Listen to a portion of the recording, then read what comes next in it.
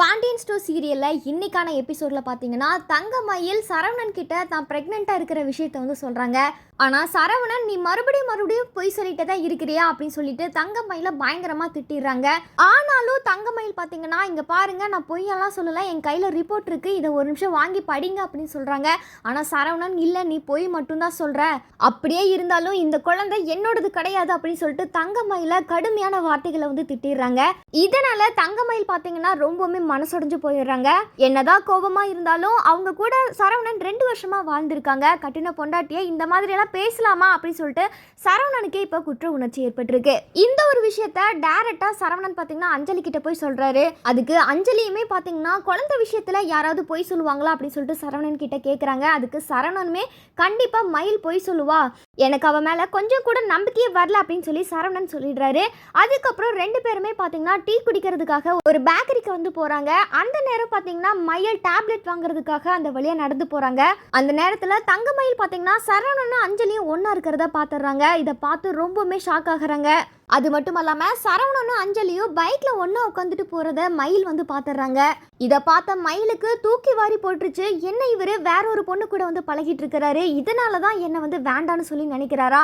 நான் தப்பு பண்ணிருக்கேன் தான், ஆனா அந்த தப்பையெல்லாம் நான் ரியலைஸ் பண்ணி இப்போ நான் திரும்பி வாழணும்னு நினைக்கிறேன். ஆனா இவரு இப்போ வேற ஒரு பொண்ணு கூட பழகிட்டு இருக்கிறாரு, இதனாலதான் என்ன வேண்டான்னு நினைக்கிறாரு அப்படின்னு சொல்லிட்டு மயில் கன்ஃபார்மே பண்ணிடுறாங்க.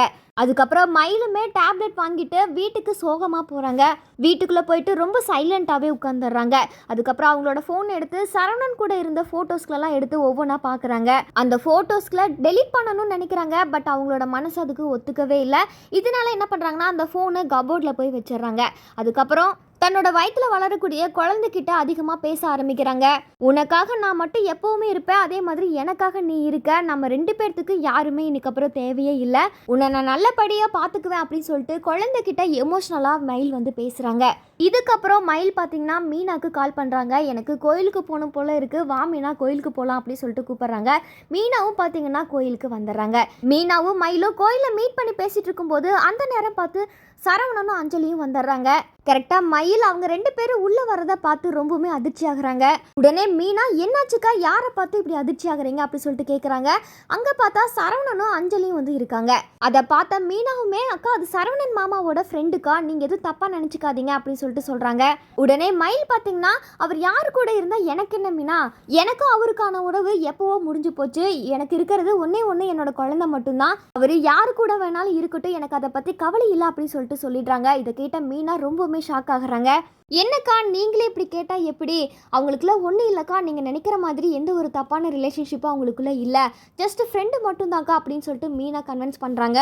அதெல்லாம் நீ எதுவும் எனக்கு சொல்ல வேண்டாம் மீனா, எனக்கு எதுவுமே தேவையில்லை, எனக்கு இப்போதைக்கு நானும் என் குழந்தை மட்டுமே போதும் அப்படின்னு சொல்லிட்டு தங்கமயில் சொல்லிடுறாங்க. இந்த அளவுக்கு தங்கமயில் வந்து வெறுத்து பேசுறதுக்கு சரவணன் மட்டும்தான் காரணமாக இருக்காரு. ஏன்னா தங்கமயில குழந்தை விஷயத்தில் அசிங்கமாக அவங்க கஷ்டப்படுற மாதிரி பேசியிருக்காங்க. இதனால தான் தங்கமயில் இப்போ ரொம்பவுமே வெறுத்து போயிருக்காங்க. இதுவரைக்கும் மயில் செஞ்ச தப்புக்கு மயில் இப்போ திரும்பி வாழ்ந்துட்டு தான் இருக்காங்க. இப்போ சரவணன் வந்து தப்பு பண்ணிட்டு இருக்காரு. இந்த தப்பை சரவணன் எப்போ ரியலைஸ் பண்ண போறாரு, சரவணனையும் மயிலையும் மீனா எப்படி சேர்த்து வைக்க போறாங்க அப்படின்றத நம்ம பொறுத்து இருந்து தான் பார்க்கணும்.